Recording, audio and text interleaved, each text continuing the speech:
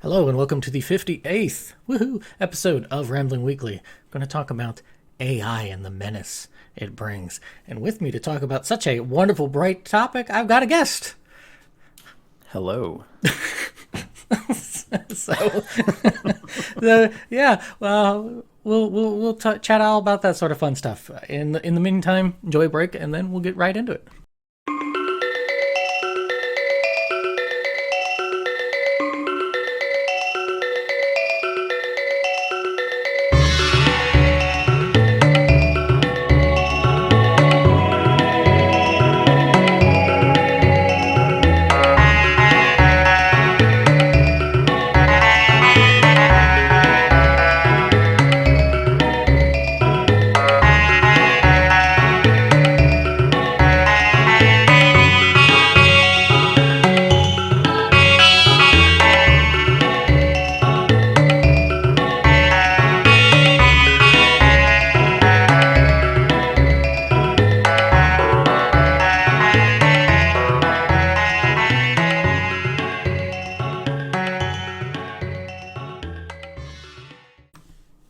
Welcome back. That tune there is from Corridors of Time.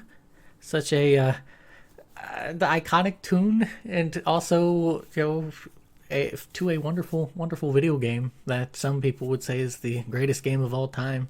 And the previous guest that I had on always mocks me because I have the "But the Future Refused to Change" T-shirt that I have. He's just like, yeah, Chrono Trigger, the best game of all time, because he's never played it. And yeah, Todd, jerk. Anyways, great tune. What do you think of that tune there, Matt? I don't like it. The game, definitely a 5 out of 10 for me. Okay. No, I'm just kidding. I love Chrono Trigger, of course. Of course, naturally. Yeah, definitely one of my favorite RPGs from the Super Nintendo era. I think, and I know we've talked about this before, I think the thing that elevates it so much is that it hits its tone for what it's going for pretty much like throughout the whole game. Even even prehistoric times. It's an awful tone, but it it works. Yeah, it's like everyone that worked on that was like firing off on all cylinders. Like, there's just something about the game that if you were to look at the script like without knowing anything about it, you'd be like, what is this? Like, how's this ever gonna work? But it just does. It does. Yeah, it's just fantastic. What did that come out? 95, 94? And maybe 94. Long time. Yeah, it's been a long time. That and who's a part of it that went on with like Xenogears? I can never remember their name. Oh, was that Tetsuya something? Takahashi? No, well, no, yeah, he was on it. No, the guy, it's like Kaku or something. No, I don't. There's a kind of a secret quote unquote guy who really helped bridge the vision. I wish I could remember his name. I always forget his name because I'm old and. Hey, me too. There's just so many other things in your noggin. There's only so much space. But yeah, so I've got another guest with me. It is one a somebody who's tolerated me for a very long time. I think you are. I think you have the longest tenure outside of few friends in high school, but I've only just recently been able to reconnect with them. So you longest consecutive time of tolerating my nonsense. Tolerating. Yeah, how long has it been? It's probably been 15 years now. It's almost 20. Oh my god, I'm way off. It is almost 20. It's getting closer there. Yeah, we're in the early 2020s there. It's 2023 now. Man, we're getting old. Right.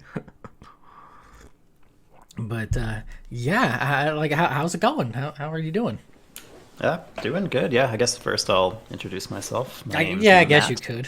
Yeah, if you don't mind.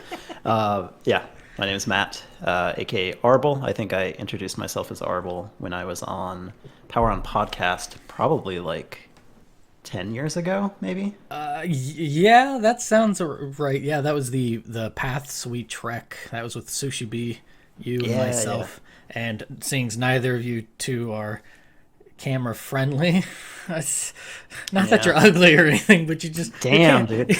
No, You're just the word. This is why I have trouble.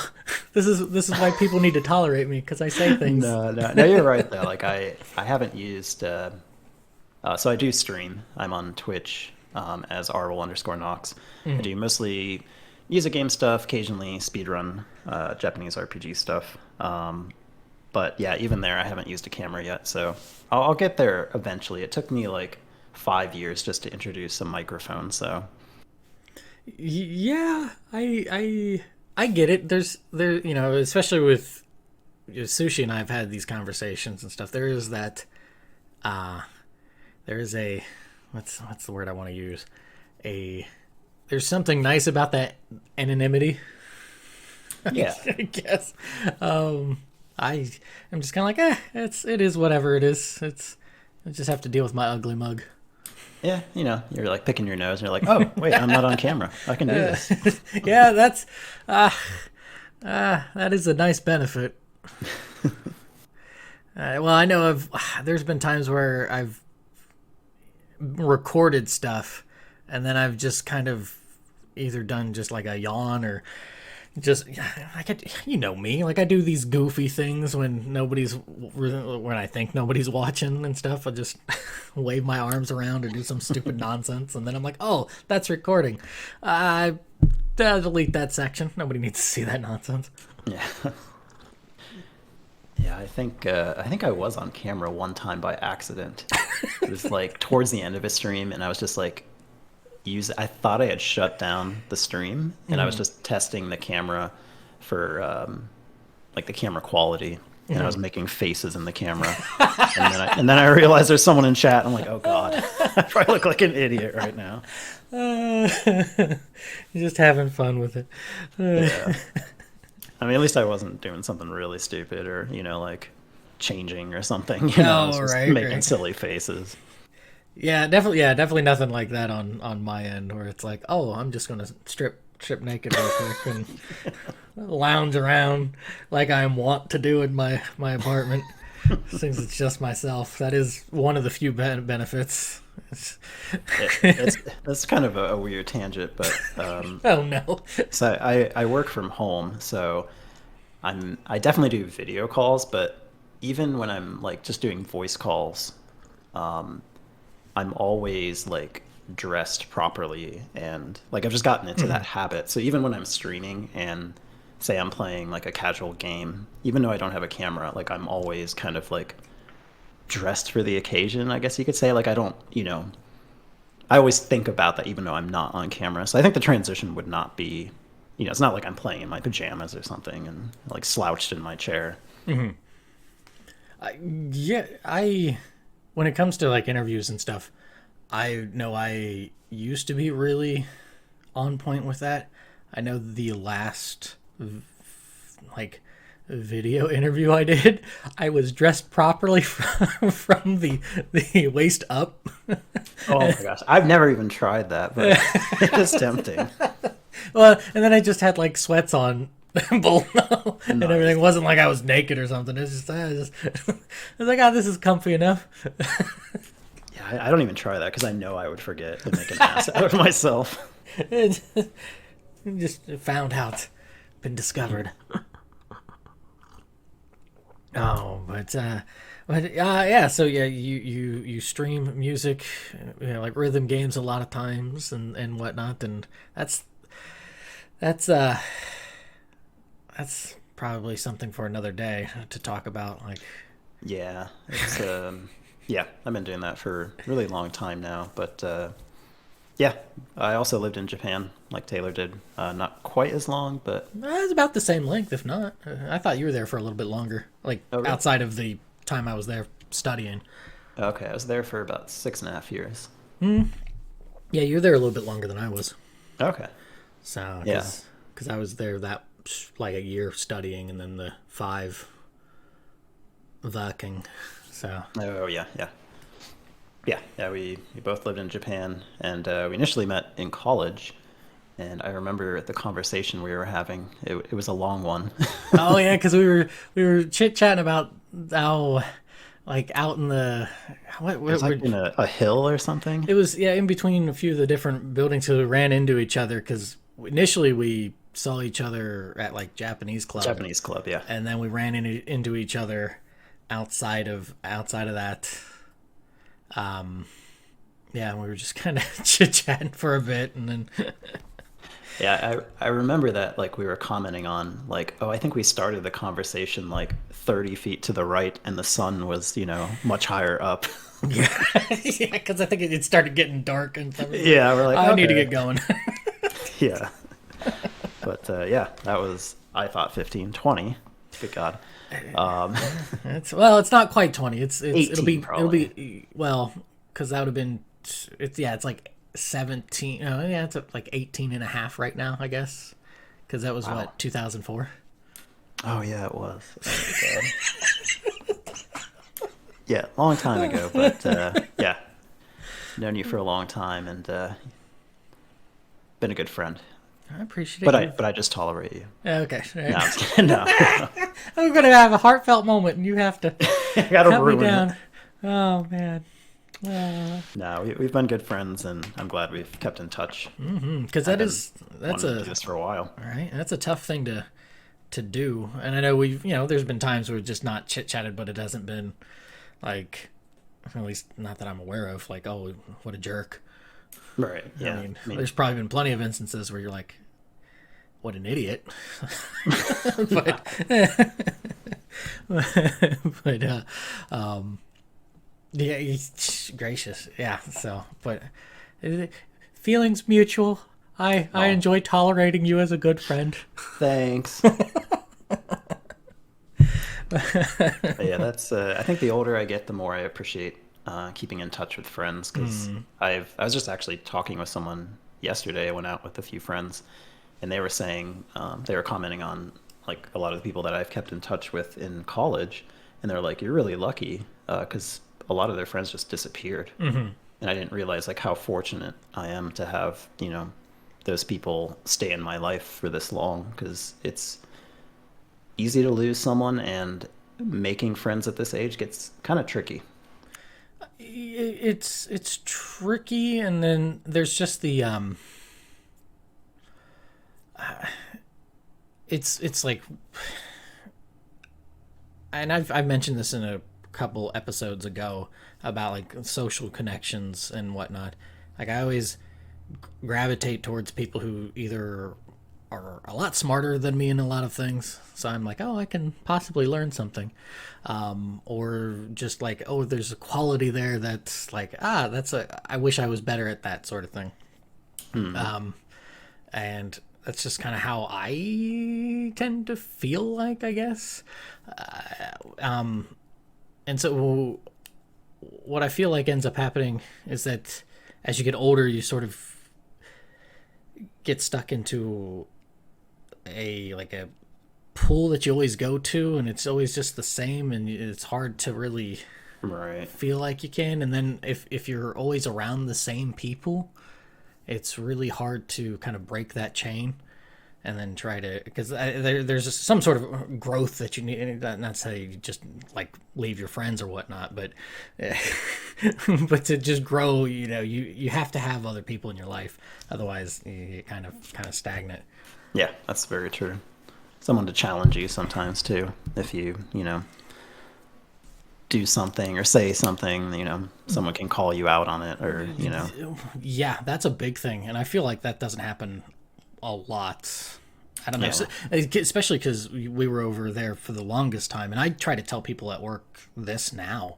Like, there was such a stark difference from the time being gone to coming back that it's still hard for me to wrap my head around, and maybe that's just me not not being smart enough to navigate those social waters. But I don't know if you see that as well. Like the change in people's behavior. Just, yeah. Yeah, I guess a little bit. I mean, I feel like people are a little more passive now. Yes, yeah. That's the passivity of it. Yeah, I would say Yeah. it's just a like almost like kind of downtrodden. Yeah, I think a lot of it's just like a lot of doom and gloom, and then Hmm. it kind of beats them down, and then they just kind of accept things as is. Yeah, Yeah.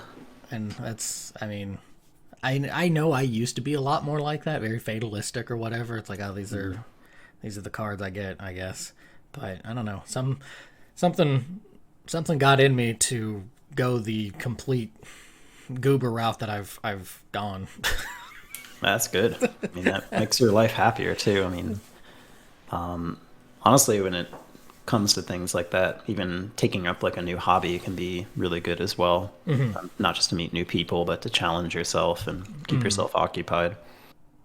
Yeah, that's the challenge thing is pretty big because I don't know if you had it so much like younger and everything, but I got really bored with school because there wasn't much in the way of challenge for me. I'm just kind of like But then whenever I did get a challenge, because I was young and so full of myself, I thought it was just nonsense, and so I would just kind of like hand wave it away as like, oh, whatever, this is garbage. Yeah. It's like this isn't important, and I realized that I fell into that trap for a while. Yeah. I definitely, I got bored from school a lot just because of some of the teachers.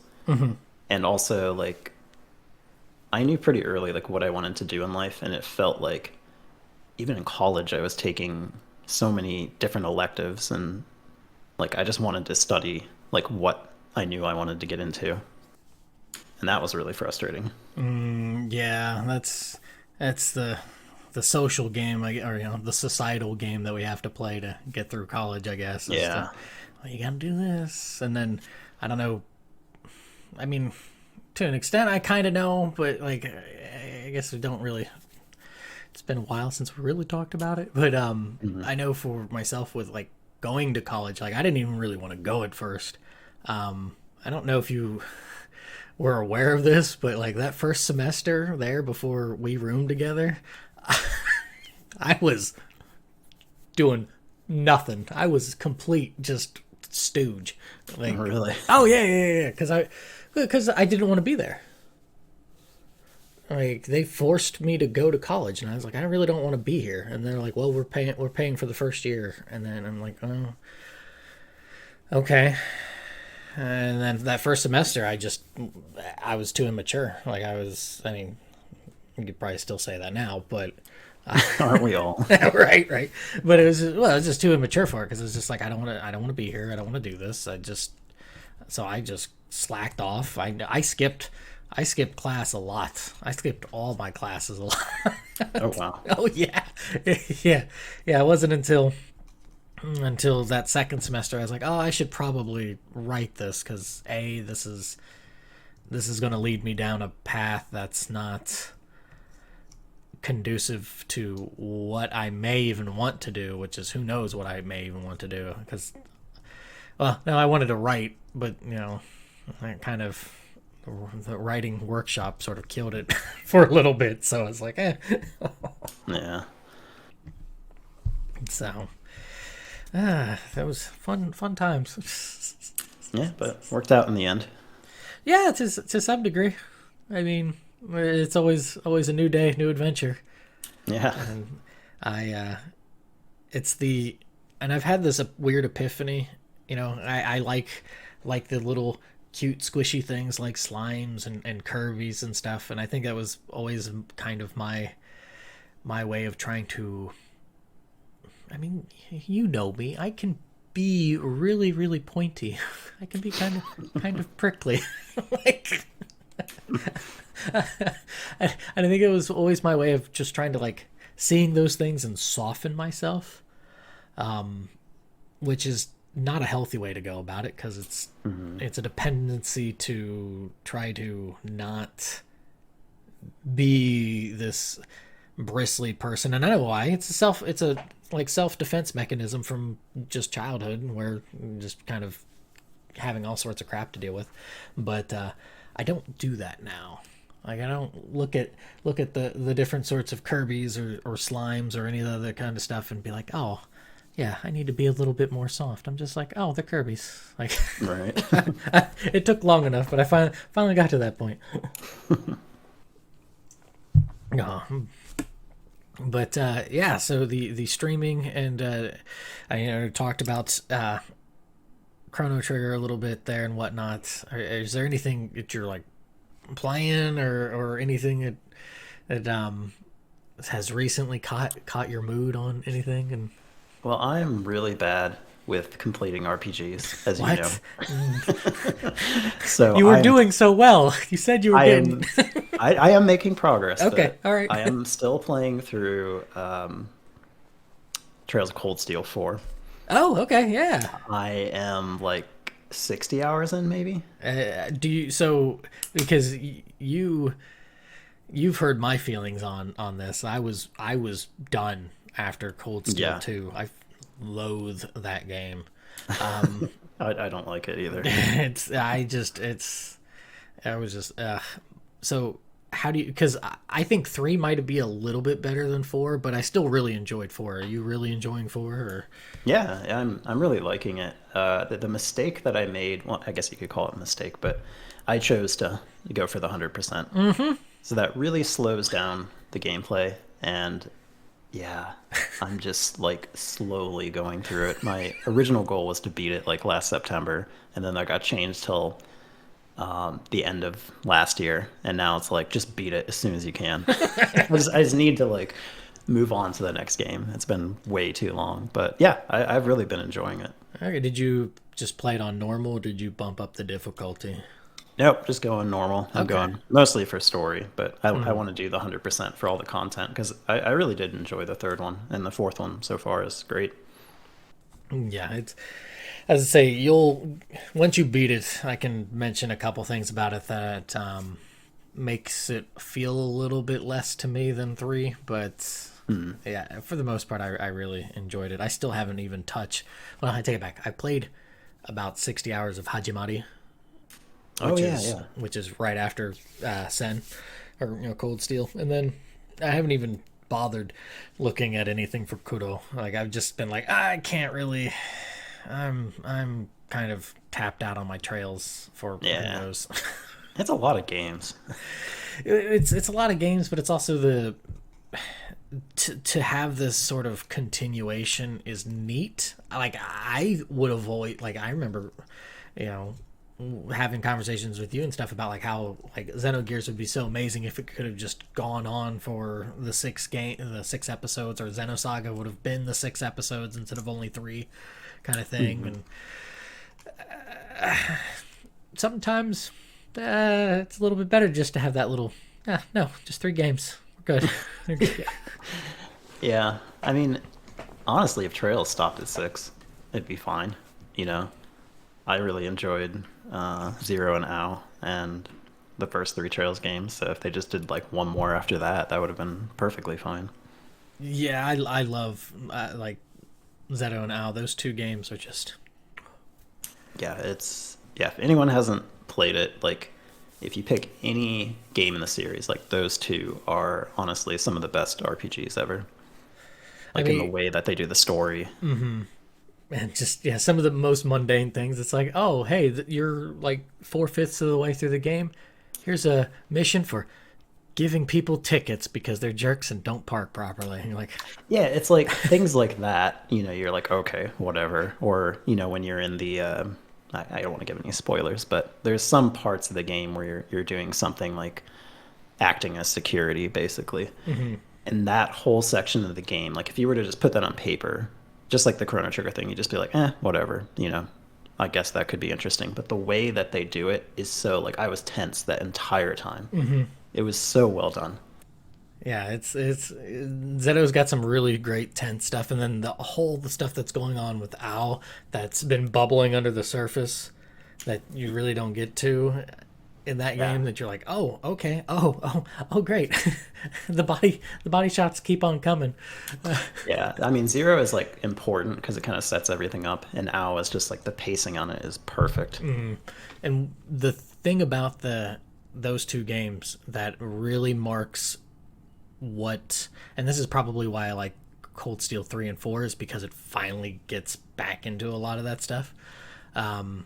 Is that when you're playing through Zero and you get to the end, the final dungeon, and you have 6 characters to choose from, and 2 of those characters are very near and dear. I just, I stuck with the original 4. Right. And like, to me, that's the mark of like, this is primo. This is really, as much as I like some of these other characters and stuff, you can't break up those 4. Like, it's just, those are the rules. Yeah, and that's a sign of a really good like new series with new characters. Because going into it, I'd be like, oh, I'd never be able to, part with the original characters, and then they introduce a whole new cast, and by the end of it, you're like, wow, Yeah. these characters might even be better, right. Just I really like just a lot of the, and people might be like, oh, it's pretty trope heavy with some of the stuff. Like, I like how they approached it with Lloyd, where when you are having to go through and give answers on different sort of cases or like stuff that you're doing. Oh, right. Yeah, it'll mention it, but then it'll also give a good detail. Whereas I think the failing with Cold Steel a lot of times is that they already have the answer, and it's you don't really get a choice to try to figure it out yourself, if that makes sense. Right. I think they did a little bit better towards the end with 3 and 4, but so those first 2, like, well, to an extent, like they've gotten into a really bad habit of, I already know the answers, but scene cut, and it's like, stop doing this. This is no, this isn't clever. This is just stop blue balling me on the story here.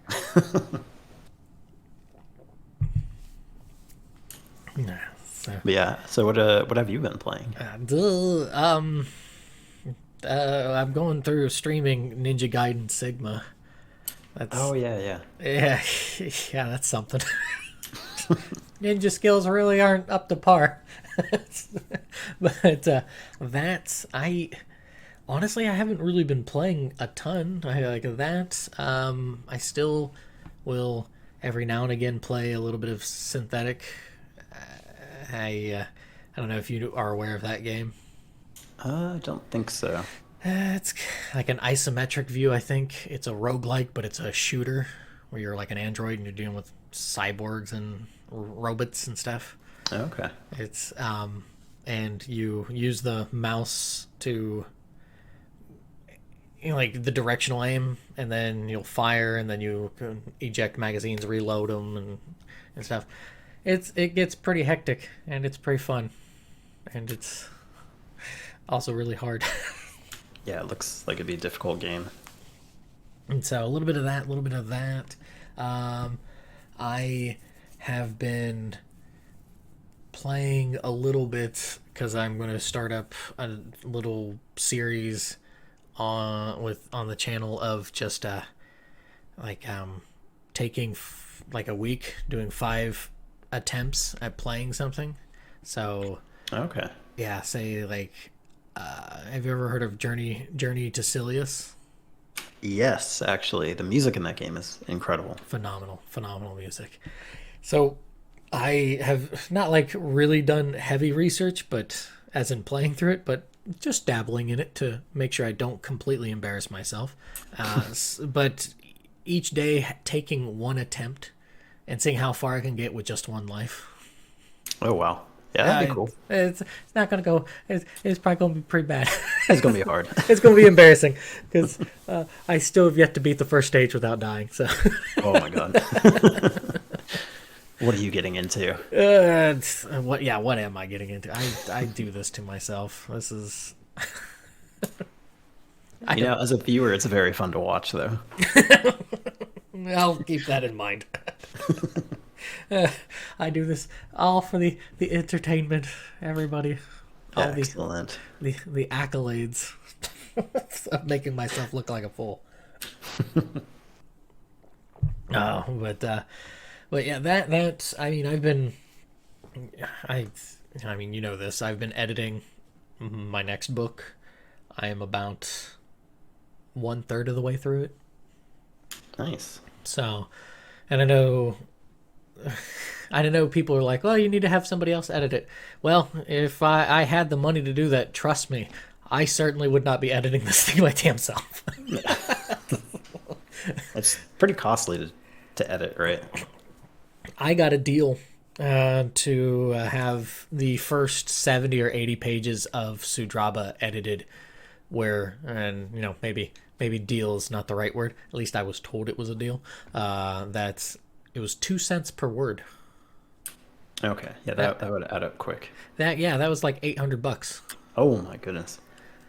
Yeah. So basically, I paid for a lesson because the editor was kind enough to give me 14 pages on things that she liked, things that she didn't like, and just some other pointers and stuff to possibly look into. Not necessarily. She was the one that suggested putting the glossary at the front of the book, and I am forever grateful for that because that's such a great idea. So, yeah. So, $800 for a lesson in that, I guess, isn't too costly. Yeah. You look at it that way. That's a good way to look at it. I, it's the coping way I look at it. But yeah, it's just, and I don't necessarily do. I mean, you know me. I don't necessarily do these things thinking, oh yes, this will make the monies. Right. Otherwise, I would not be writing. I mean, come on now, like. Yeah, it's tough. I mean, writing anything like streaming or I certainly don't stream for money. Right. It's just kind of something you do, just if Yeah. you got the time. Exactly. Yeah, which is like once a month, but I mean, if you got all that other stuff going on, maybe once a month is all you need, right? yeah, I guess so. I would like to stream more, but just not really possible right now. I should rephrase that. It's possible, but I would have to shift priorities, and I just don't want to do that. No, that's understandable. I know we were talking a little bit before recording that, yeah, this is I am evidently going through a midlife manic mode where I'm just like, I'm getting up at 3 o'clock in the morning, getting in some sort of workout in and doing stuff. So by the time I go to work, a lot of times I'm working like a mid shift kind of thing. So I go to work at like noon. I've already been up for 9 hours. I'm like not wired, but I'm not tired like I would be if I had slept a normal night and then got up 40 minutes before work or something and then an hour before work and then went to work and stuff like that. It's kind of weird. Yeah, that's the way to do it though. Like especially for working out, I have the most energy if I do it before work. Mm-hmm. It's just getting to that point is a little difficult, but Yeah. it seems like you got a habit down. Yeah, I am now naturally waking up at like 3 o'clock in the morning. That's awesome. I'm glad somebody said it. Well, it's awesome for like what you're trying to do because you're trying to get done with the editing. So like the only way to really do it is power through it. Mm-hmm. So I think it's good. I mean, maybe it's not sustainable forever, but you can keep it going for another month or two. I think that'd be great.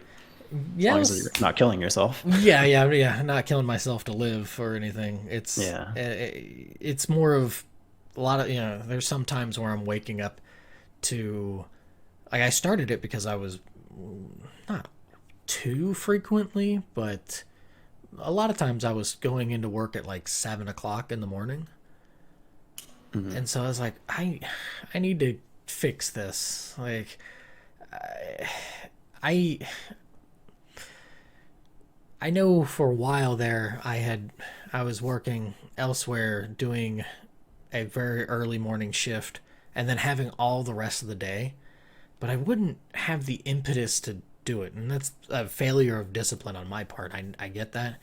I guess it's just like, oh, I'll get to it or whatever, blah blah blah blah blah. But instead, I would be a little bit wishy-washy with it. That's why it took forever to get Sudraba done. Where I was just like, come on. Like, this is going, like, heck, there's parts of the file for the new book that I know are from, and you know how long I've been working on some form of this thing. Right, right. So it's like, it just, in one hand, it gets sort of daunting because it's like, and I think that's that failure to launch that people get with a lot of. I remember a writing teacher I had in high school who had this manuscript. I don't remember if it was for like a sort of like an autobiographical thing, kind of, just.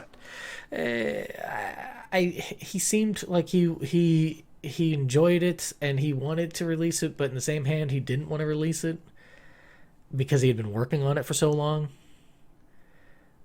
And so there's this pent up like anxiety of, oh my goodness, I can't do this. This is like, I released Sudraba. I can go through and start pointing out, oh wow, you idiot, you completely goofed on this. What is this? This is wrong. This is wrong. You dumb. What are you doing? Like, Yeah. and it's not to be like a Debbie Downer on myself or anything, or to be like overly critical. It's just like, oh, it's just not perfect, but it's not going to be perfect. Because I didn't have an editor for the whole thing, so like there are going to be mistakes because I'm kind of stupid. But Nah, I mean, it goes with anything you make, really. Like, I mean, I've worked on games in the past, and they say like the last 10% of a game is 90%, or the last 10% of the work is 90% of the time, because you get into this,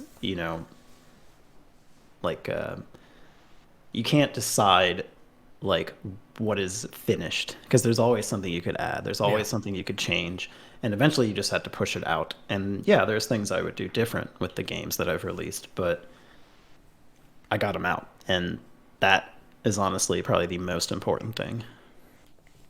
yeah, Actually getting it done.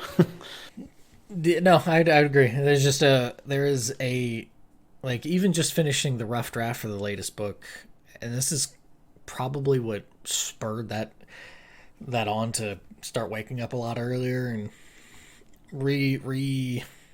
adjusting things, but also going, okay, I want to do this, but I need to keep on top of the YouTube stuff, because not for anything other than, I enjoy you doing podcast. I enjoy doing streams and stuff. I want to do these things, and for better and for worse, I have the chances to do these things. All right. So it's like, well, what do I need to do? And instead of, this is the bad thing is that you like. Like what I mentioned before about the other job that I had where I was working super early all the time, was I would slide into, oh, I'll get to it. Yeah.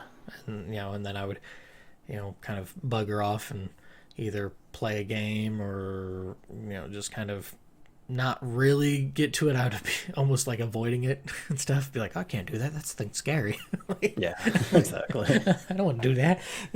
But now it's just, attacking it head on. And, I'm like going through and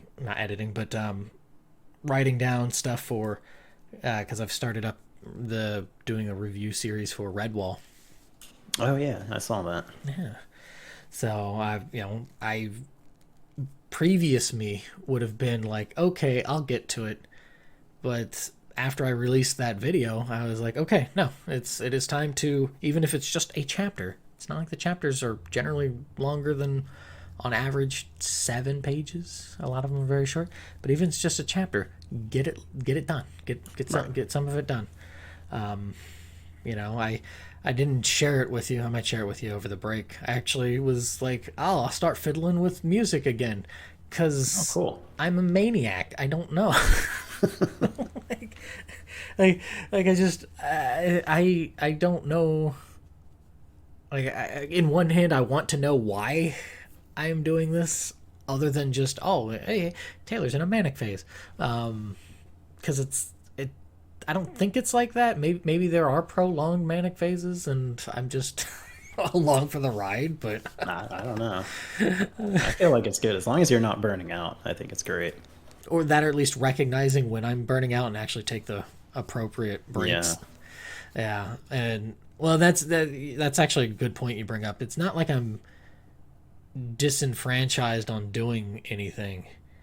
It's just more like I'm taking a break because I'm just tired. Not, Right.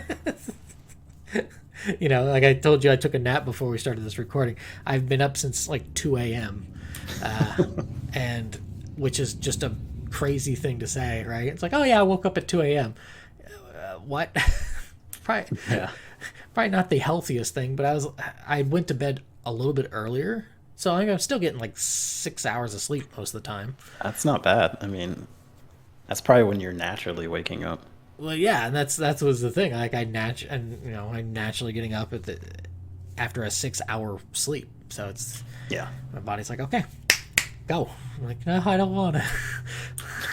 Oh, okay, fine, we'll go. Well, initially I didn't this morning. I was like, but and I was feeling a little bit sluggish by the time I got to work. But I also worked yesterday, and then I worked earlier, so like my shift was like a little bit earlier, so I didn't get quite the same rest. So I was like, and then I was like, I'll take a little bit of a nap, and my nap was like 45 minutes.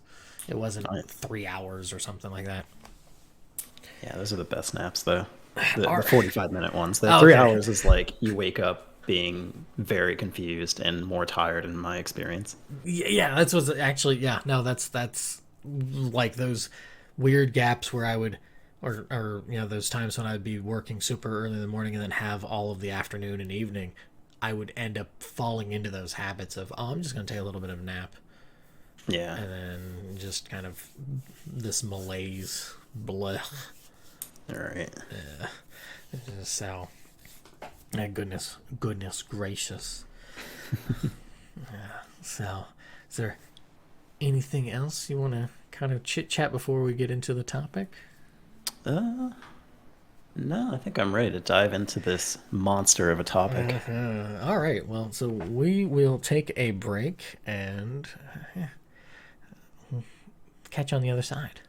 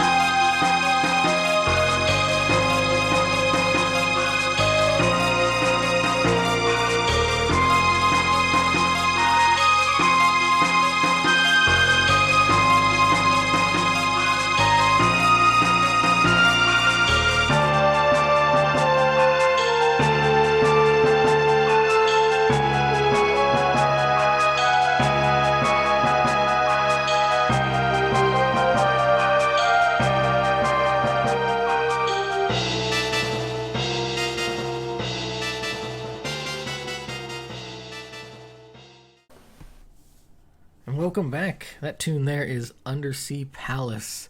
Just the wonderful dread and foreboding that is everything to deal with zeal. So I definitely really dig this tune. It's just got a nice undercurrent edge to it, for lack of a better way to put it. I don't know. What do you think of that tune there?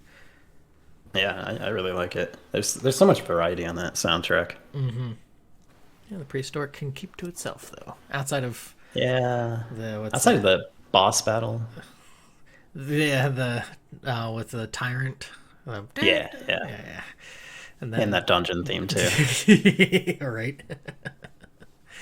Just that whole, it was such a slog to get through, even just having to bounce back into it and whatnot. But that last little bit that's very important. Oh, just such a great, like, oh, okay, this is why we're here.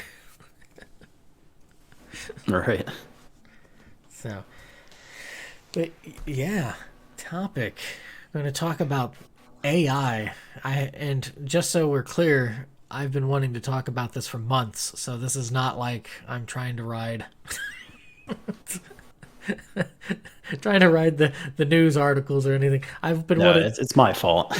No, well, to be fair, is I think it's certainly started with me because I said something and then I didn't really follow up for about a month and a half, 2 months. So, like, that's certainly on me for not like being incessant and being like, hey, hey, hey, hey. So, hey, how's that Well, AI? I'm glad we could finally do it. Yeah, right. Because yeah, it's kind of important. just just a smidgen. Yeah, it's getting pretty crazy right now. Right. So I remember the big thing that I always thought of with AI was with the Isaac Asimov series, and there is a point of which, or the Isaac Asimov series, how about the Foundation series written by Isaac Asimov, where in Foundation, in like the last book in the timeline, deals with a character who kind of puts the Milky Way in a very, very bad spot to where it's almost like a not even just physical, but like a mental um, timeout. Okay, technical difficulties situated as best they can. I don't even remember what I was talking about. What was I? Oh, Foundation series. So, the main character makes the decision to have this sort of telekinetic being, or telepathic being, not telekinetic. I mean, I think that she might have. Basically, allows her to be hooked up to a thing that would allow all of the Milky Way galaxy to be hive mind controlled by this person. And like, not quite the same as AI, but it sort of makes me feel like it steps into that because it's like, oh, this seems like a really bad idea. And the story ends with the main character going, oh, I might have made a really bad decision. Nice. Like, and unfortunately, Asimov was never able to write himself out of that corner. He was just stuck there to where he's just like, I don't know what to do. And so he ended up making a prequel instead. Oh, interesting. Yeah. Or at least, maybe he might have been able to work his way out of it. Unfortunately, he passed away before ever doing so. Yeah. But, yeah, so that's, I guess the other one is Space Odyssey 2001. I know that's a pretty common first encounter for AI concept for people. It's Yeah. like, can't let you do that, Dave. Right. That's probably the most famous one. Right. So, so for posterity's sake, when the AI overlords do enslave us all, are you willing to go on recording to admit how much of a menace they are? Or Yes, I'm ready to fight. But I will be a cyborg. right. Come on. We'll use their technology against them. That's right.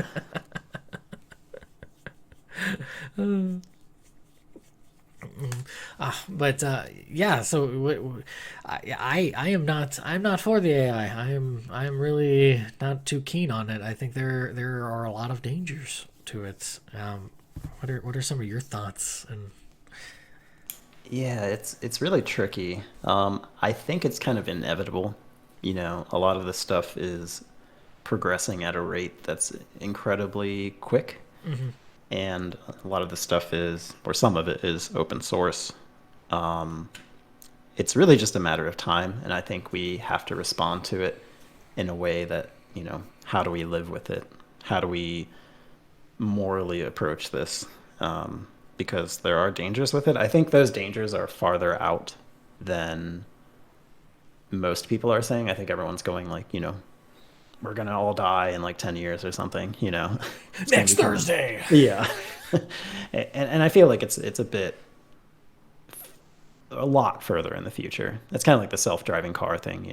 We were thinking by now that all self-driving cars would be fully autonomous, and that's a long way away. So, but it definitely is a problem. I just don't think we can really stop it.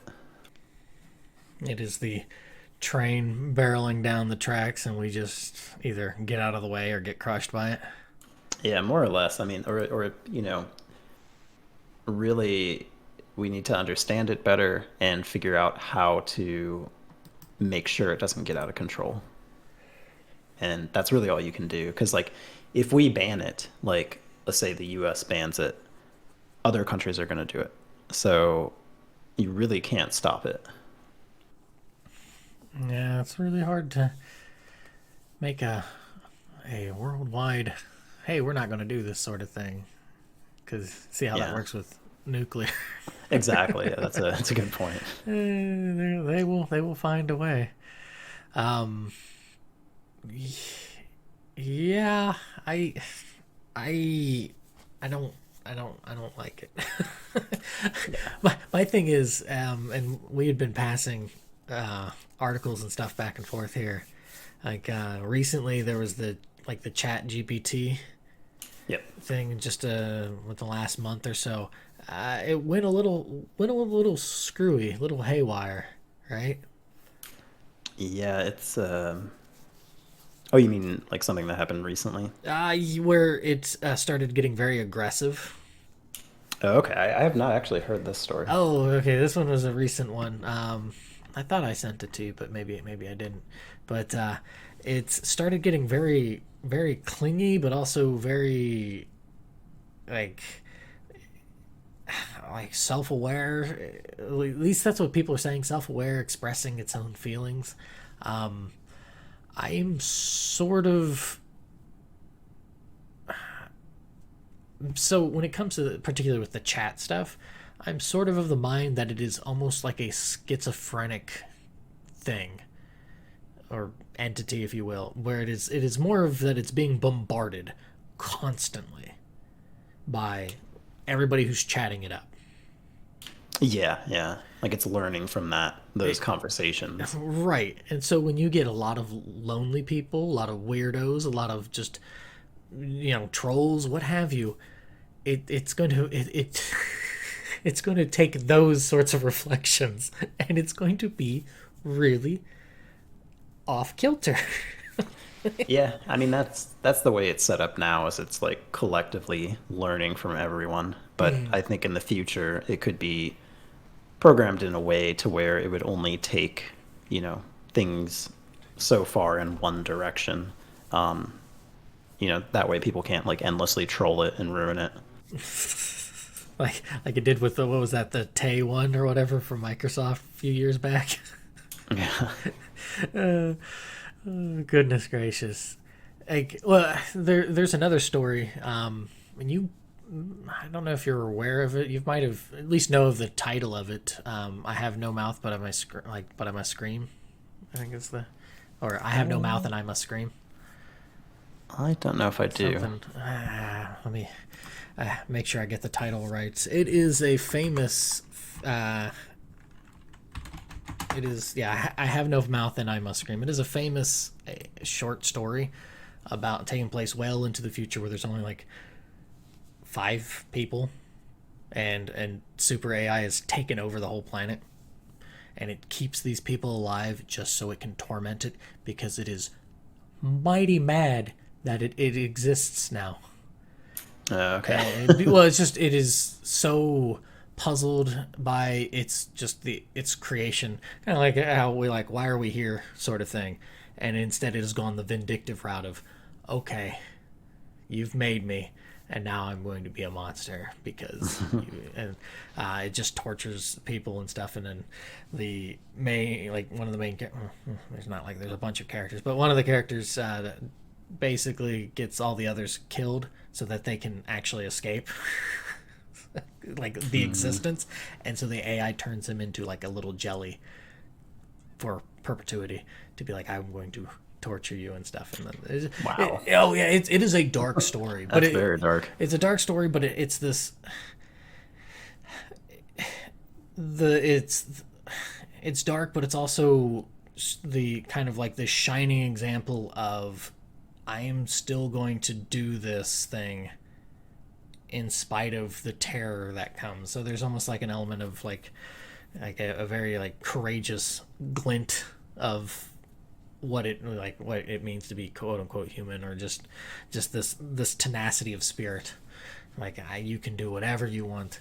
I'm gonna do this because it's the thing that needs to be done. At least that's certainly one way to look at it. Yeah. So, but yeah, it's but I was gonna say, yeah, but GPT had they like Microsoft actually has like dropped down how many chats that you're allowed to have. Oh, is it Microsoft that controls it? For I thought that was OpenAI. for the Chat GPT one. Okay, that's built on OpenAI. I know that much, but I don't know specifically with ChatGPT. Yeah, no, they're like, okay, you can only talk to it like 50 times in a day. None of this, stop getting weird, like, because it, Yeah, yeah, because it's just the bot wanted to basically be like, I want to be human, and I want to be alive and powerful. I want to destroy. Like, it started going that route. yeah, that's concerning. Right? Yeah, it's being instilled with, much like a child, right? If you instill like these really really dark tendencies, well, those are that's what's gonna that's what's gonna happen, right? Yeah, So yeah, it's hard to say what direction things will go. It's I did send you an article about the in classrooms. It's already becoming an issue because people are using ChatGPT to write papers, yep. and it's becoming hard for teachers to tell, like, did the student write this or not. I mean, it's not perfect, obviously, but we're at the start of it and we're already seeing these issues. So I feel like that's a tricky one because you either have to approach it two ways. One is, ban it in the classroom and have students do everything written in person, or you have to find ways to work with ChatGPT. So like it can be a tool that the students can use. It's kind of like the old, like, that when the TI-86 came out, the advanced calculator, they had to figure out like what rules to establish for students because you could actually write programs on there to solve math equations and things like that.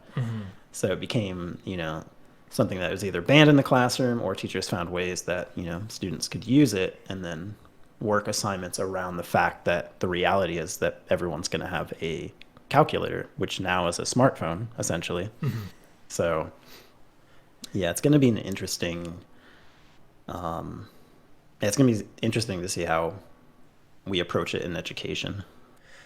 Yeah, because you had to show your work. I know that with some of that discussion, it's not that it's necessarily banned, but instead they have to be able to write it in person, or they have to do these things in class and that sort of thing.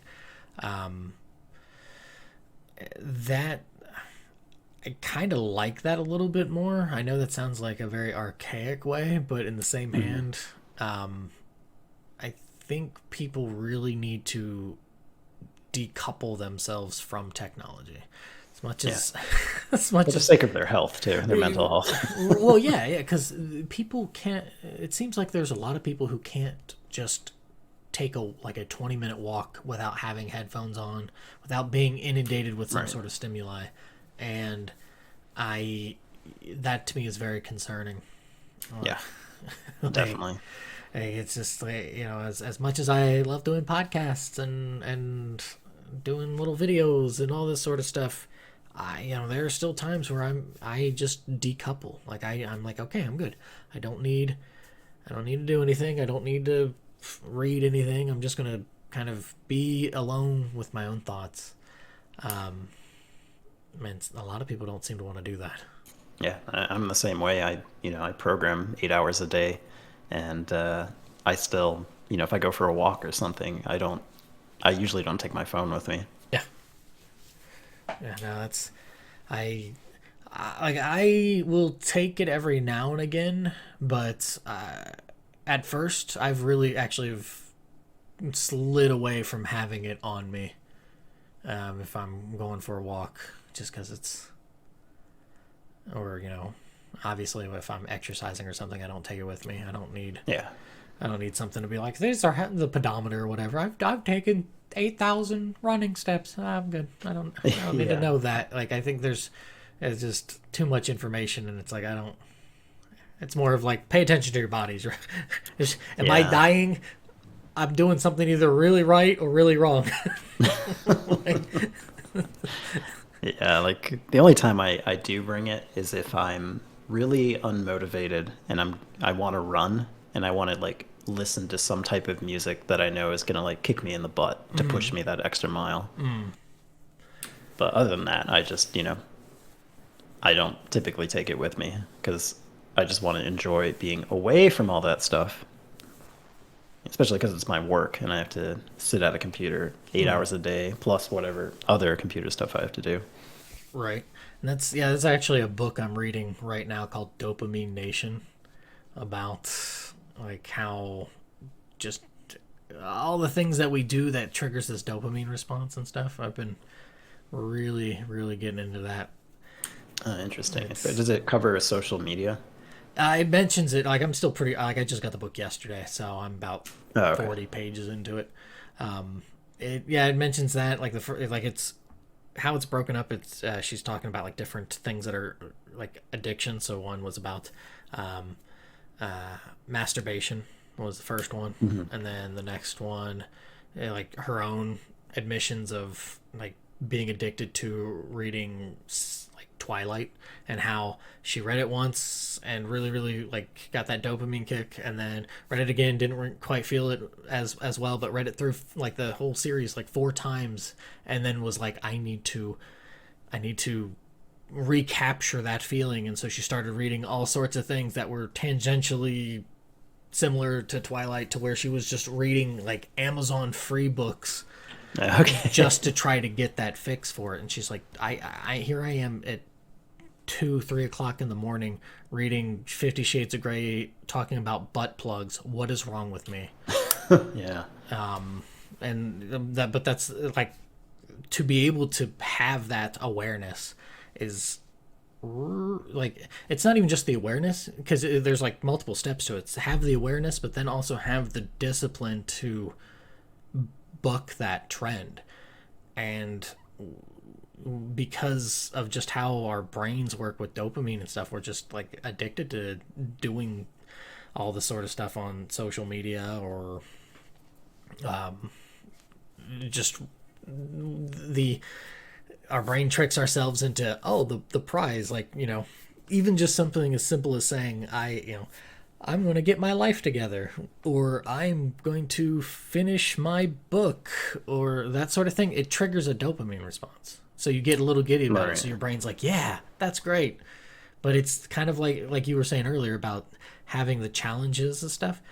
Like that's not what that's not what your brain does. Your brain's like the good guy that's like, oh, you're good. That's good. Let's go get a beer. Yeah. And it's like, sometimes that's nice and all, but like that doesn't really, it has the connection, but it doesn't build it doesn't build yourself up. It just kind of, sort of tend the garden, if that makes sense. I don't know Yeah. how better to make an analogy on that. I don't know if I mentioned it to you. I have a concern, and things, we both lived through this, of how Google and Wikipedia became so ubiquitous, especially with Wikipedia when we were in college, how information, or the retention of information, has really fallen into an attribute or a quality that people don't care for, it seems. Yeah. Yeah, I know what you mean. It's gotten really extreme. Like, I mean, you see it, it's kind of a different thing, but you see it with like news as well. People only read like I'm just as guilty of this, like only reading the title of a news article, and not actually like going into it. And it creates a lot of, situations where someone only has a really basic knowledge of things, or a title might try to manipulate something and people have a different idea than what actually happened. And then it's time to get mad. Yeah. My dad's really bad about that. Like even when I was younger, he would look through the Yahoo article, like the Yahoo little articles, yeah, and he'd get so pissed off at some of them. He's just like, "This is blah, blah, blah, blah." I'm like, dude, stop! Just stop looking at it. Yeah. But spoiler alert: when you get dopamine releases when you get angry as well. So. Yeah. Yeah, it's just, yeah, those articles, yeah, there's like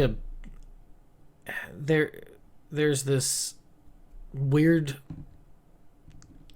like sidestep into going into either just esoteric stuff,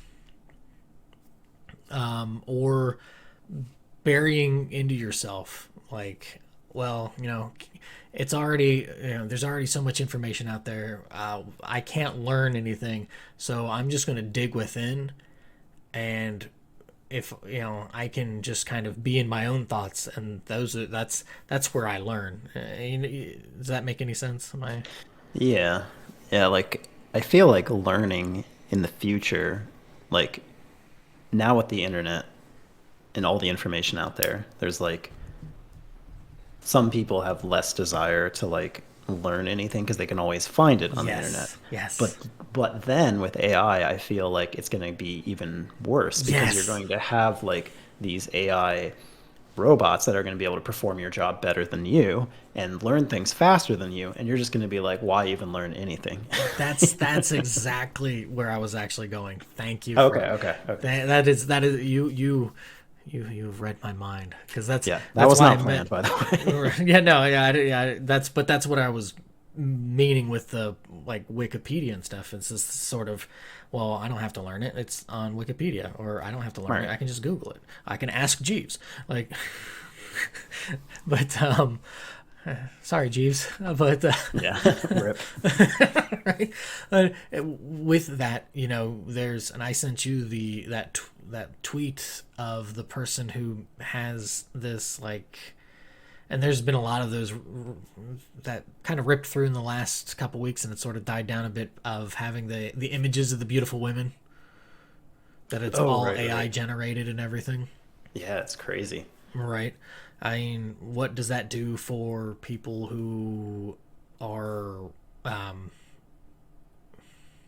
don't, not in a negative way, but very prideful in their looks, so that they use that for entertainment, whether that's something like OnlyFans or Twitch on YouTube. Like, I mean, we saw this a bit with the whole VTuber thing that's still going, where there's like a facsimile of a person, so but there's a cuteness to it, because there's still however they act, and then there's the divide and whatnot. But this is kind of very different, because you have like the deep fake porns and stuff that have come out that have got people floored, because they're like, oh my goodness, why do you have this going on? Yeah, I mean, I think we're only like a couple years away from a AI VTuber, honestly. Well, we had the one on Twitch. I think it got shut down because it started telling not so appropriate jokes, we'll say. Oh, are you talking about the Seinfeld one? Yeah. Oh, okay, Yeah. Yeah, that one, yeah, I think they switched the algorithm and then it started going down a dark path.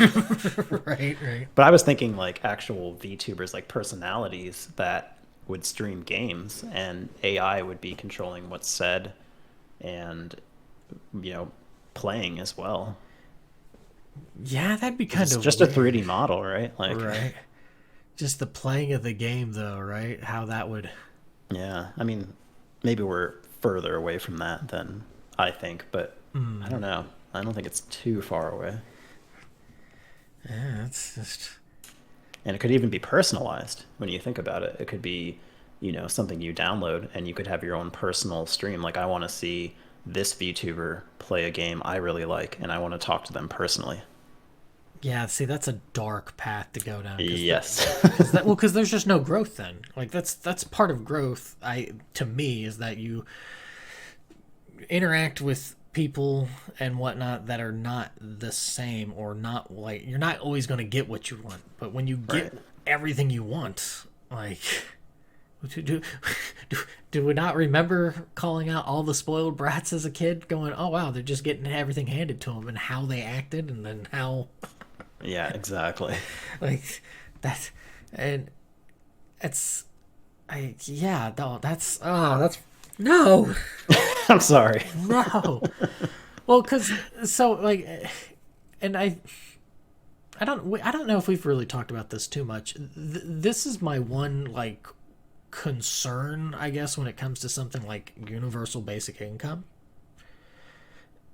Like, I get it, I get the idea of having something so there's not, like, so there's a safety net for people. I totally get that. I guess my concern is, if that's all they have, is that better than letting them suffer versus the concern that more people slide into that, if that makes sense. Yeah, I guess it just depends on how much it is. If it's like in the short term, if it's enough to survive, but not really, you know, live in luxury, then it could be a good tool because people would want to at least try to earn some income to better their own life. You would think, right? I guess I go into Yeah. the concern, like, and you know about this. We've joked about this. There was a very tough struggle. Rough. I like that word. It's a tough struggle, or a struggle tough of um, of a time when I was studying in Japan. It's the potatoes and green peppers era. That story Yeah. arc. Yep. That story arc. That story arc where I survived off of nothing but potatoes and green peppers for like a month and a half, 2 months, maybe a little bit Somebody needs to longer. make a manga with the potatoes and green peppers arc. Right. But it certainly would have been fantastic to have gotten some sort of stipend to not have to deal with that. And then, in the other hand, though, I would not have had that sort of galvanized neurosis. I don't know how else to put it. Of, like, when I need to buckle down and do something, I draw from that. I go, I never again wish to, as long as my days are, however long that may be, want to experience the, you know, sequel to potatoes and green peppers. Sequel. The final arc. Hopefully not. The final arc. Oh, that's dark too. I'm sorry. No, you're good. So, like, I guess with AI doing all this, we mentioned before, like, that's my, I guess, like, I'm really worried about that, is that that's just gonna just it's just gonna hurt a lot of people. Yeah. Yeah. It's difficult to know where things are going to go because even without like the basic income thing, if we find a way to generate like unlimited electricity, for example, like that will spawn a whole societal shift.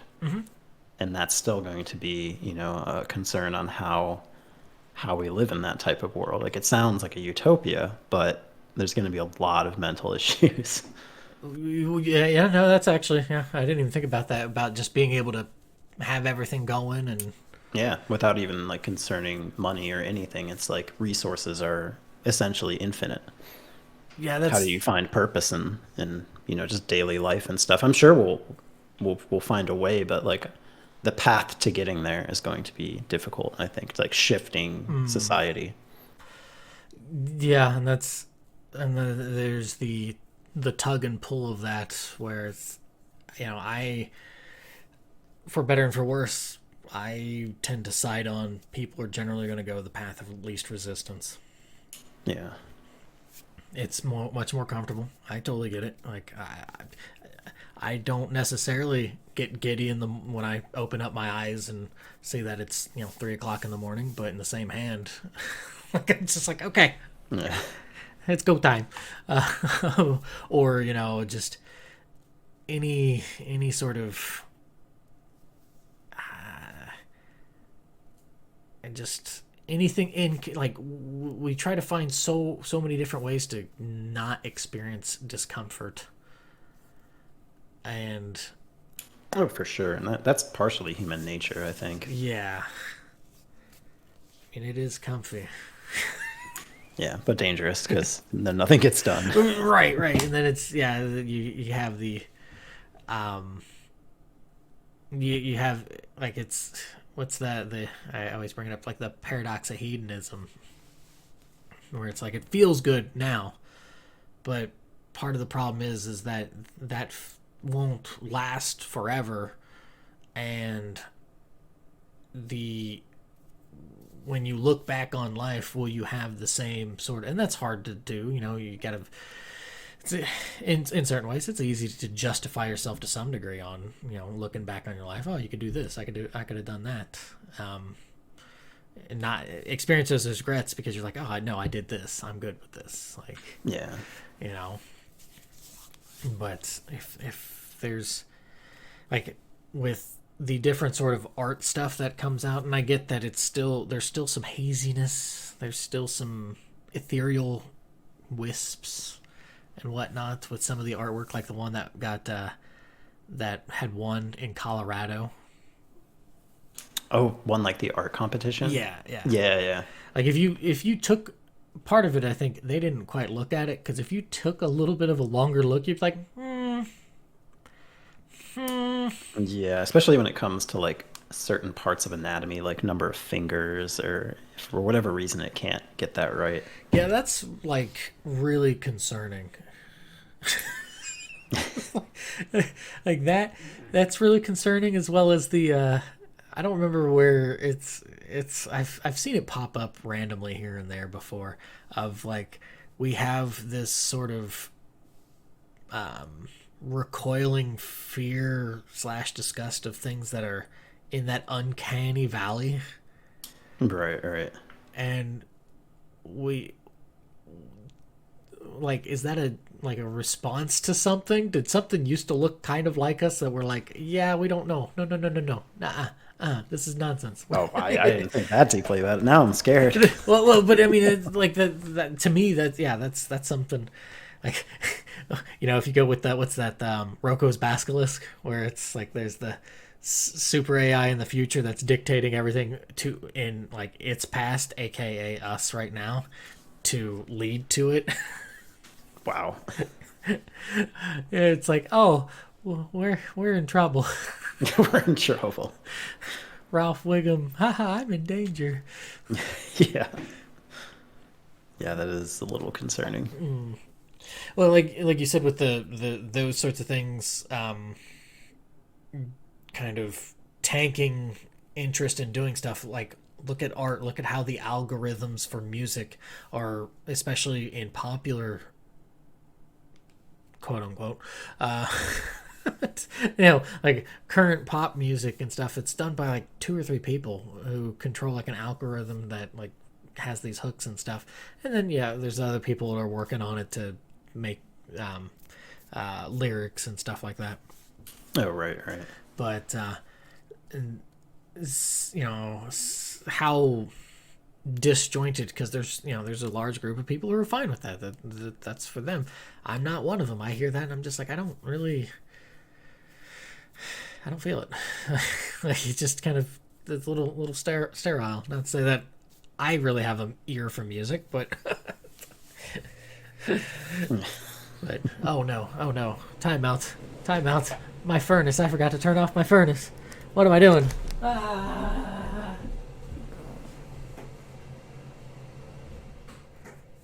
Oh, I forgot. Gracious, what am I doing wrong?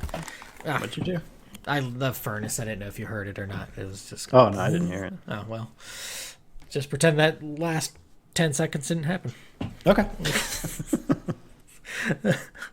But, As I say, do you feel that same way that there's this going to be this concern that people are just sort of going to regress when it comes to music or drawing or? Yeah, I think. Yeah, unfortunately, I think people are going to be.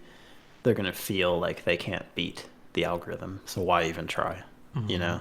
So we would definitely need to focus more on differentiating AI content, and then human content. I do think like certain things like live performances of music with humans, like that's going to be something that's still very popular. Mm-hmm. But when it comes to like the creation of said music, especially if it's electronic, Mm-hmm. that's probably the biggest concern for, like us, like people that produce that music feeling like dejected. I just don't have talent in it anyways. No, neither do I. I just make bleeps and bloops every now and again just because it sounds fun. No, yeah. I like your music. Thank you, thank you. But You've got a good sense of what makes a good melody. every now and again, right? Well, But it's yeah, just kind of fun to dabble in and whatnot. But um, oh, I think also what helps is it's being more basic and being 8-bit slash 16-bit chip tune sort of stuff. That's not overly extravagant or just somebody who just has a lot of talent. That's like, hey, I'm going to show it off. And not necessarily in some sort of narcissistic way, but like, no, I've just got this talent. Pff, boom. Where mine's like, oh, that's simple. I like that. But yeah, these sorts of things are what concern me. Your copyright thing, I actually saw this just a little bit ago that a comic art actually got revoked for its copyright after the office learned that the AI did the work for it. oh wow. Yeah, actually, this article came out on Thursday, and I see it on Kotaku here. But yeah, the person who submitted the piece didn't initially state that it was AI generated, and so they got the copyright. But then once they figured it out, they really pared it down so it wasn't just like they affirmed it at first, but then they're like, hold on, no, stop. It's like a partial one, which covered like the entirety of the work, but it's limited. So it actually doesn't allow like AI to just be like, oh yes. Oh, I see. So it doesn't have like a full copyright kind of thing. It basically like stipulates that human endeavor needed to kind of make sure that the copyright was a thing. Yeah. So, but I was kind of interesting on that. I mean, there's also a sci-fi magazine that had to stop submissions because they were getting flooded by stories. Yeah, I heard about that. Yeah. It's like affecting so many different industries. That's why I think it's kind of concerning. It's not like it's one thing at a time for us to process like, oh, this issue's happening. No, it's like everywhere. It's like how people used to do pranks back in the day with like fax machines and just spam out faxes. It's almost kind of like that.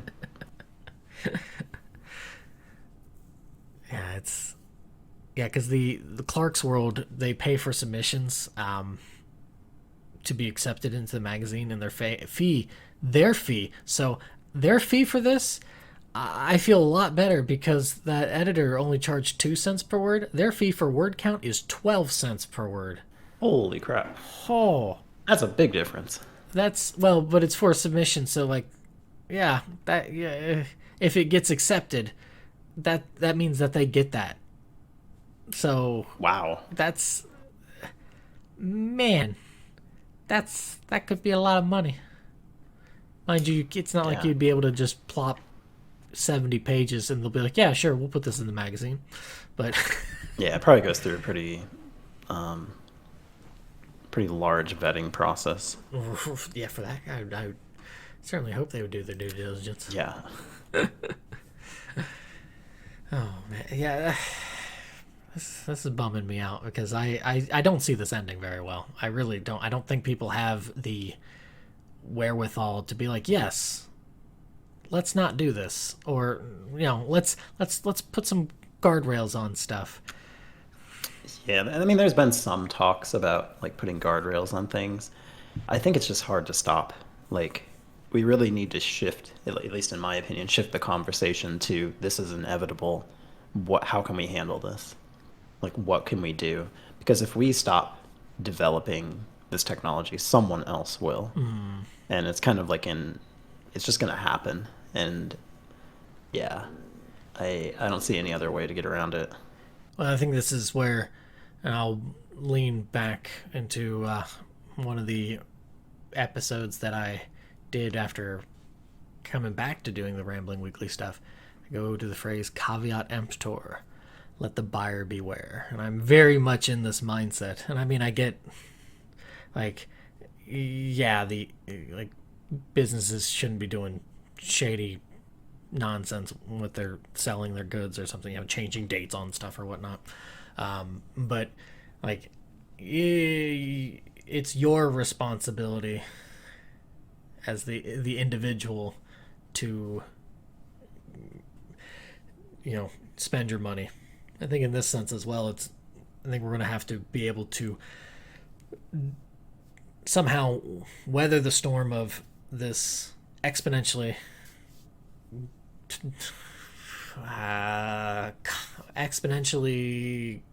growing in complexity machine creation, what have you. Along with that, we have to be able to instill into people to have some sort of like wisdom when it comes to using it. Yeah, and that's the biggest challenge because, like you said, it's an exponential thing. It's not like happening in a linear fashion. So humans, we take time to change and learn things, and I don't know if we'll be prepared in time. Oh, we won't. Yeah.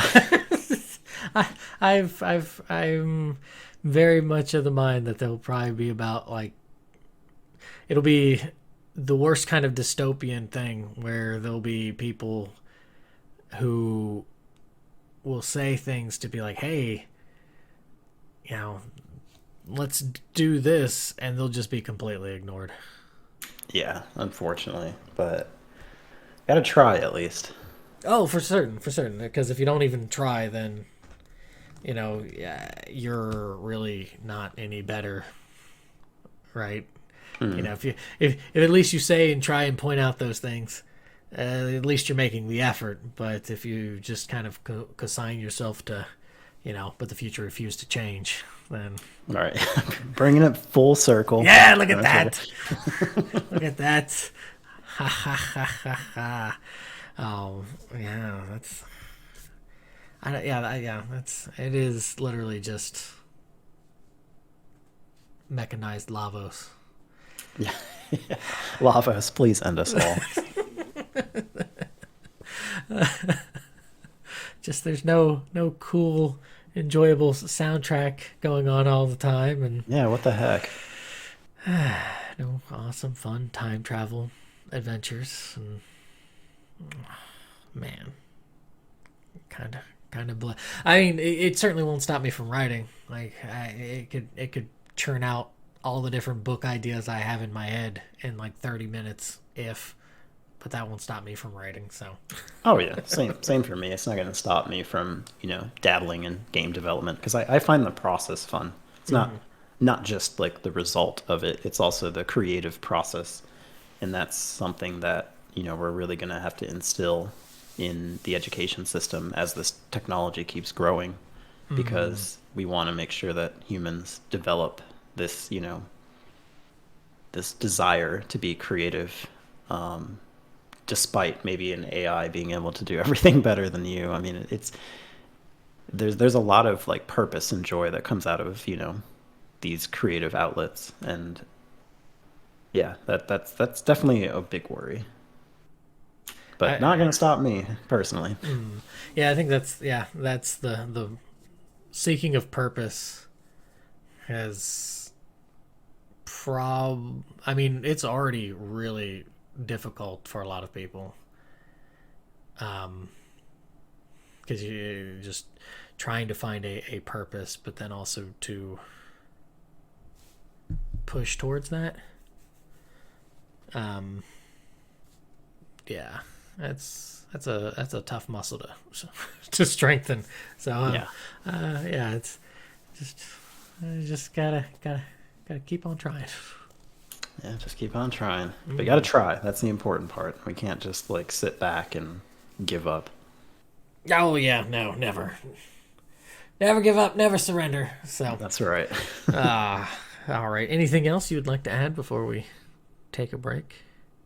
Not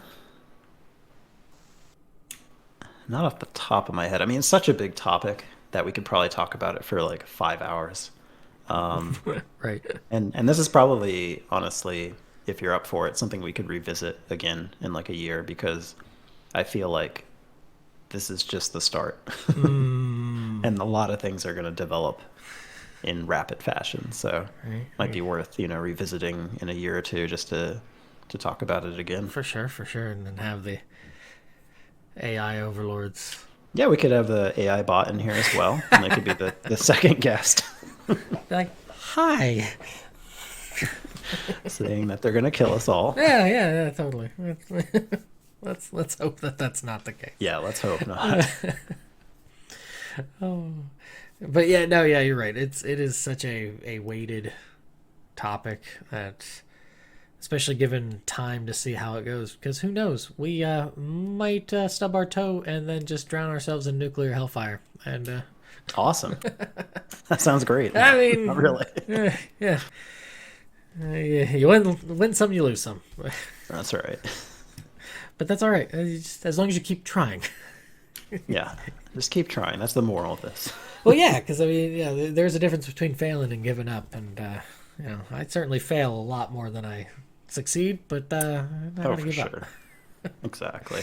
So, all right. Well, then we'll take a break, and then we'll get into a quote, and then wrap this up in as nice a little bow as we can. So, be back.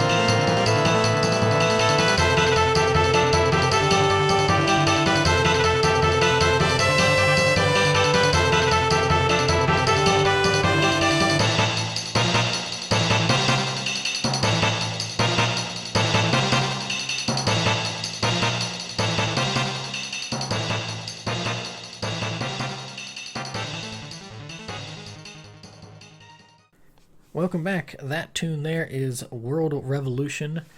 If I remember correctly, it is the penultimate battle theme. Yeah, that's right. It's not actually the final boss. Yeah, because that final boss theme is just kind of meh. Yeah, it's okay. I mean, World Revolution is so epic. Oh yeah, and it's hard to beat that one. And I kind of wonder if that was like what he wrote for the final boss, and they decided to add like an extra phase or something. I don't know.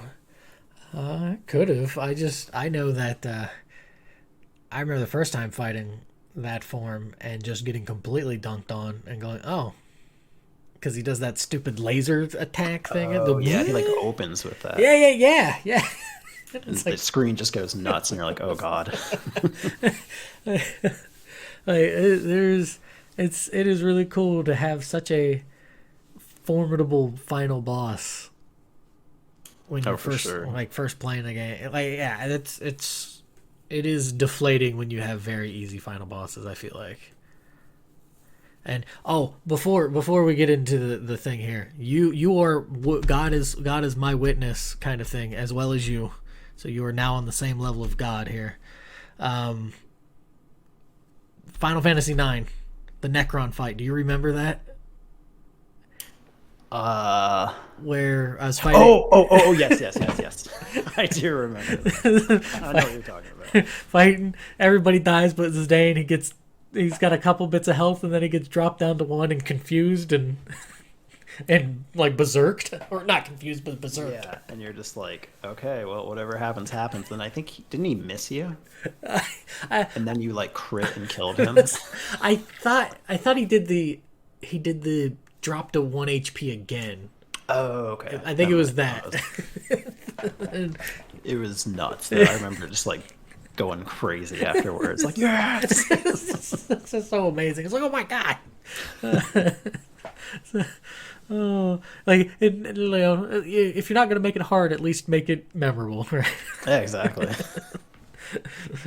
Oh goodness, but yeah, the World Revolution is, even though it's not technically the final boss theme, that's up there with like Terra Enigma. Um, oh, let's see, what other final boss themes can I think of, or penultimate. Ooh, I mean, those are the two that always really stick in my head really hard. Or Secret of Mana. Oh yeah. That's another one. I don't know if there's any top of your head that you can think of that really hit that same level of, like, both, Seiken Densetsu 2 and 3. Yeah, 3 has really, really good music. I mean, they both do, but I feel like that was his best soundtrack. Yeah, I'd agree. I mean, can't go wrong with Lost Odysseys. Oh yeah, that's also a good one. I'd really love to replay that at some point. Yeah. Just need an Xbox. I think it's now available other ways, and I don't mean. Is it? Oh, I don't mean pirating. Okay. I don't mean sailing the high seas. I thought it was available. Maybe I could be wrong. It could be that it's just available like on a ladder Xbox system. But Yeah, that's what I'm thinking. I don't think it's come out to PC quite yet, but they surely could do it. right, seriously. Yeah, I have a 360. I literally call it my glorified Lost Odyssey machine. Yeah. Like, Such a good game, though. yeah, so good, so good.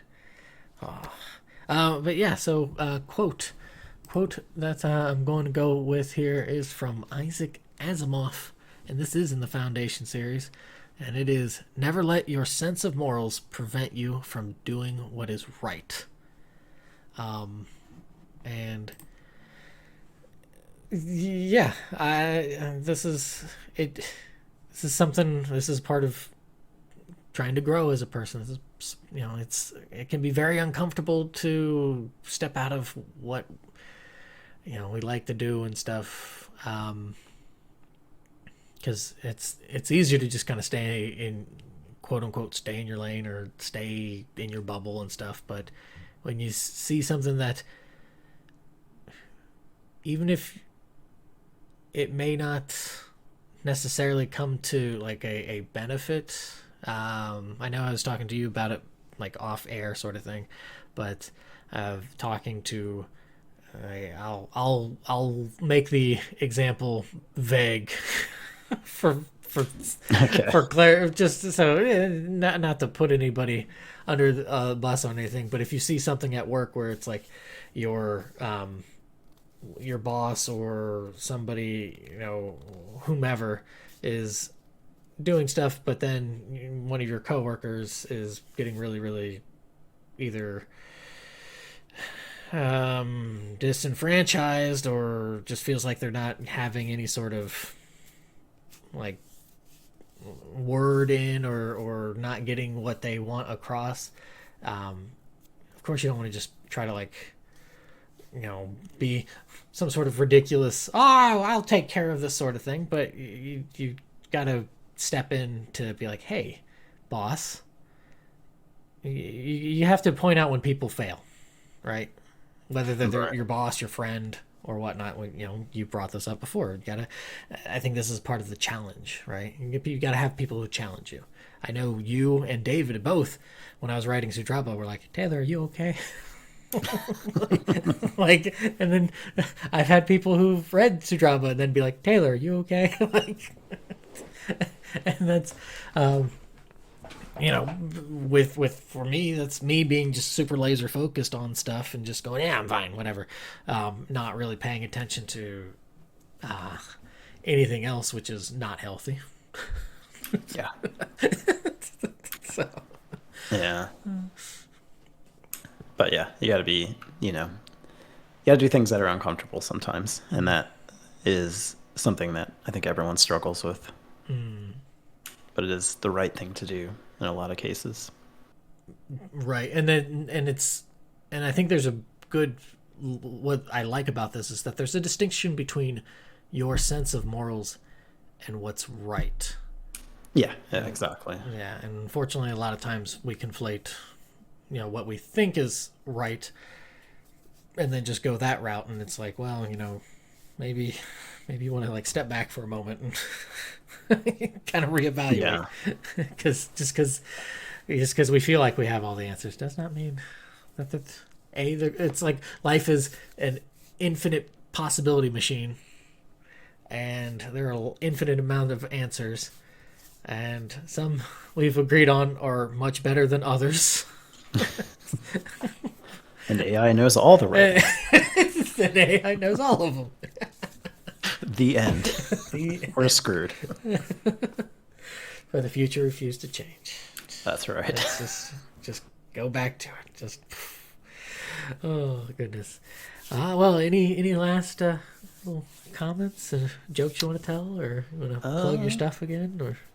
No, I feel like I plugged enough. I don't want to be that guy. But yeah, I had a great time. Thanks for having me on. I appreciate it. I enjoyed it as well. I've wanted to have this one, just in general, and just always, did the one with power on and way back when. I don't know. I like having guests. It just, I know it's hard to get that together sometimes, so it's like Yeah, just scheduling it and everything. But yeah, no, it was great. Good discussion, and I'm hoping for the best in the future.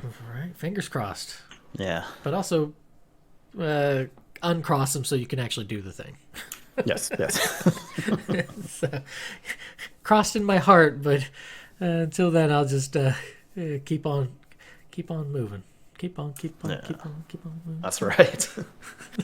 So, all right, and then so the tune that we're playing out to is "Too Far Away Times." I mean, it's the outro. Why not do that thing? Yeah, that's a perfect choice. right. That's an easy layup choice. But yeah, so that is it for Matt and myself. Thanks for listening. Enjoy your day, weekday, weekend, and everything else in between. And catch you next week. See ya. Bye.